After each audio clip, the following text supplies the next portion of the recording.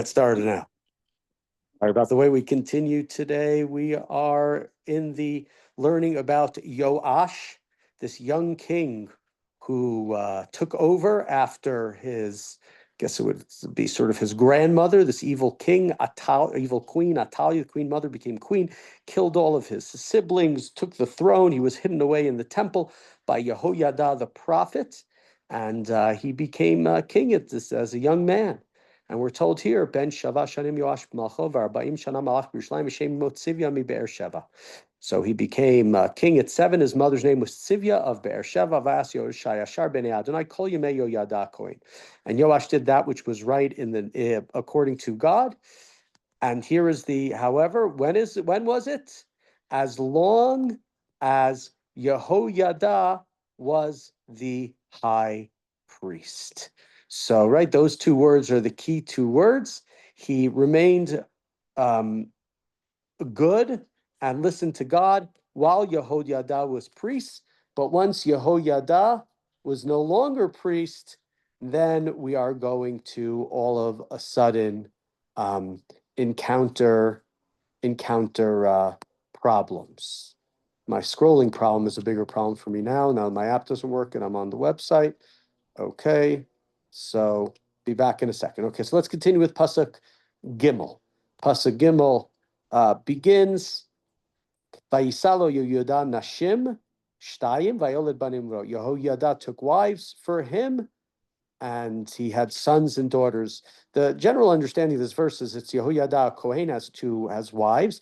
Difficulty Kohen Gadol is not supposed to have more than one wife. So some people say he had one when he was young, and then the second one died, and his wife died, and he got a different wife. And I was wondering whether or not this is, this means that actually Yehoyada got wives for Yoash. Yehoyada, in a sense, was like his father. His father had been killed. His father was no longer alive. I always understood this verse as being a slight bit different in terms of the way of understanding this verse, but the common understanding is to see it as not Yehoyada's wives, as not Yehoyada finding wives for Yoash, but rather Yehoyada's wives for himself, and therefore the explanation that comes in. Okay, either way, let's continue. Verse 4, Pasuk Dalet. Yoash has an idea. He wants to renovate the Beit HaMikdash. The Beit HaMikdash, the last couple of kings and queens have not been very devout, and therefore, because they haven't been devout, the Beit HaMikdash has not been taken care of. And he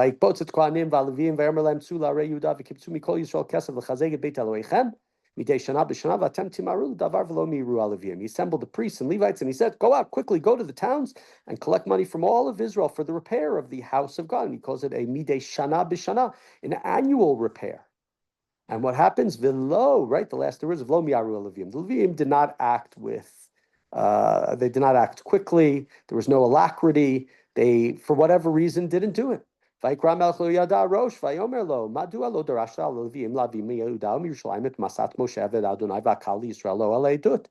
king summons Yehoyada, and he says to him, why didn't you push the Leviim to go and get the tax that Moshe, the servant of God, right, that says in the Torah that we have to have a tax on Bnei Israel to support the sacrifice, to support the temple. So why didn't you do anything about it?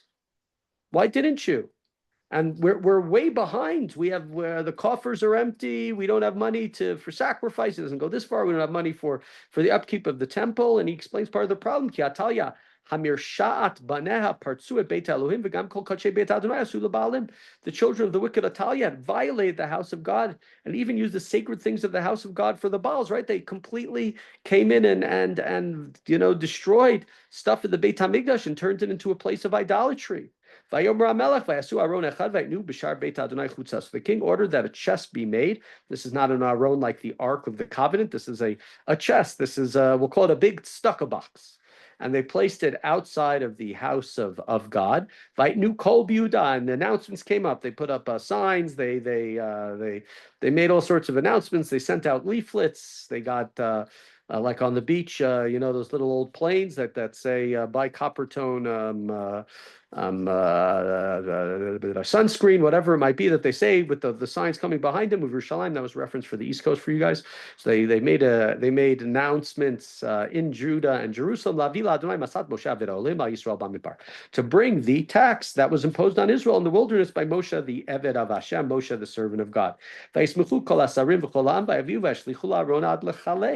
And all the officers and all the people gladly brought it and threw it into the chest till it was full. So they were not upset about it. Remember when Atalia was when they took Yoash out of hiding after 7 years, and the Leviim listened to Yehoyada, and he had with him Azariah and Michayahu and others who helped him. People were very happy. They were very glad. They didn't like Atalia. They didn't see. She was not from the Davidic dynasty. They were very upset about her. Maybe she was very much a despot. It wouldn't be very surprising. And here too, they were very happy about Yoash. They're very happy to give to fix the temple, and so money collection is full. And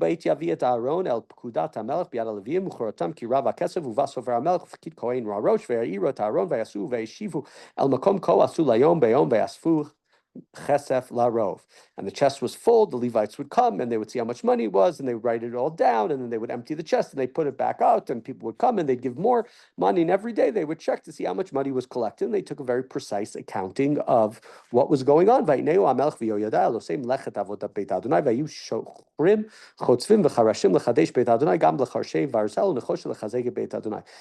and Yehoyada delivered the money to those who oversaw the tasks connected with the house of God. They hired masons and carpenters to renovate it, and craftsmen and iron and bronze to fix and to repair the items from the Beit Hashem. Vayasu osei hamlacha v'tal harucha. We're in verse 13. Lemilchama bi'adam v'yamidu at Beit Elohim al matkunto vayam tzuhu. So they did their work, and it went well, and the house of God came back to its original form. It was repaired. It wasn't tarnished anymore. Things weren't falling apart. It was a beautiful renovation job that they did. Uchalotam. Heviu lifnei hamelech v'yoedat shar hakesav v'yasu chelim leveit Adonai klei sharet v'alot v'chapot u'chlei zahav v'chesef v'chasef hayu ma'alim olot v'beit Adonai tamid kol yimei Yehoyada. And when they finished, they brought the money that was left over to the king and Yehoyada, and they used it to make new utensils or vessels and buckets and different ladles and different vessels. And every day there were constant sacrifices that were given. And here we have the key words as well. The key words that are coming out here. We mentioned it earlier in the verse, which is Kol Yemei Yehoyada. All as long as Yehoyada was alive, things were great. Maybe Yoash was a little upset at Yehoyada because they weren't correctly. They didn't quickly go with great alacrity and to get the money for the Beit HaMikdash, who wants to go and collect taxes. Doesn't sound like such a good thing to do. But when they did it, it went well. And as long as Yehoyada is alive, everything is perfect. And now, that's what happened. Death and taxes. Vayiskan, we're in verse 15. Yehoyada, vayispa yamim vayamot. Ben me'ah u'shloshim shana b'moto. Yehoyada reached an ripe old age. He was 130 years old, and he died. Vayikberu v'ir David im hamlachim. Kiasa tova b'Yisrael v'im Elohim uveito. And they buried him specially in the house of David, along with the kings, because he had done something so good in Israel on behalf of God and on behalf of the house of God. Yehoyada is seen as a hero, and he's elevated not just being buried with the other Kohanim, wherever originally Yehoyada was from, but it got even much, much further and much better, and he is buried with the Melachim. He was the one who, along again with the woman who hid him from Atalia, he was the one who kept Yoash alive for all those years. He was the one who brought the Davidic dynasty back to the kingdom, and therefore a great honor is paid for him. And then we have afterwards, Pasuk Yudzayin, verse 17. After the death of Judah, the officers of Judah come in, they bow down to the king, and the king listens to them. We don't know exactly what they say, but what they say is not something that we, as the readers of the Tanakh, like. Vayazvu et Beit Adonai lo yavotehem. ויעבדו את השרים ואת הצבים, ויקצף על יהודה וירושלים באשמתם זאת. And what happens is, whatever it is, the advice is idolatrous advice. They forsake, they don't pay attention anymore to the house of God. And they start worshiping the Asherim, that's like the female god Asherah, and they're the different idols. And there was wrath from God upon Yehuda and Yerushalayim. Vayishlach b'hem neviim la'shivam el Adonai vayidu b'hem v'lo hazidu.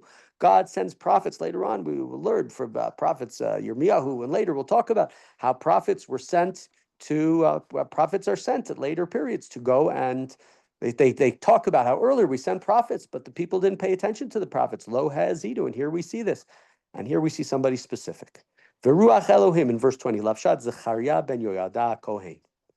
The Spirit of God, enwrapped, clothed Zechariah, the son of Yehoyada HaKohen. Look at his name, Zechariah. Remember God. Zachar, Zocher, remember God. Used to know him, Yoash. You've forgotten him.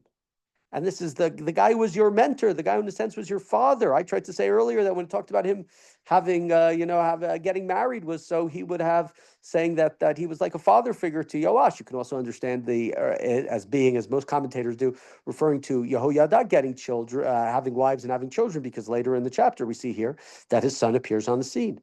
Vayamod me'al la'am, and he stands up above the people. He's in an elevated place of some sort. Vayomer lahem, ko amar Elohim. Lama atem ovrim et mitzvat Adonai, v'lo tatzlichu, ki azavtem et Adonai v'yazov etchem. And he turns to the people and he says, why have you left God? Why are you violating? Why are you passing over the commandments of God? You will not be successful because you left God, and God will leave you as a result. You're not going to benefit. This is not going to come out for a positive thing to you. And again, who is this person? This is the son of Yoash's mentor, Yoash's father figure. In many ways, you could say, we don't know how old Zechariah is, but we could say this is like a sibling to Yoash. And what do the people do? Vayikshu alav, vayirgemuhu even b'mitzvat hamelech b'chatzar beit Adonai. They conspire against him and they start throwing stones with him by order of the king. They kill him. V'lo zachar Yoash hamelech hachesed asher asa Yoyada aviv imo v'harog et beno u'kmoto amar yereh Adonai v'yidrosh. Yoash did not remember, right? The guy's name was Zechariah. He didn't only forget God, he even forgot Yehoyada. You would think the person who saved you from death, the person who allowed you to become king, you would think you would show some honor. You should show at least some mercy to this man's son, but he doesn't remember him. And he kills the son of Yehoyada. And as Yehoyada says, may God see v'yidrosh. And we talked about this word many, many times in the book of Divrei Hayamim. I don't think we have it that often in other books in the Tanakh, but the kings who were successful are the most successful are the kings who were Doreshet Hashem. Not that God had to seek them out to give them advice, but they themselves, when they had a question, they went to God. They were Doreshet Hashem. We saw that specifically about Yehoshaphat, but that's not what goes on here. Vayil Tkvat Hashana. It's a turn of the year, a few months later.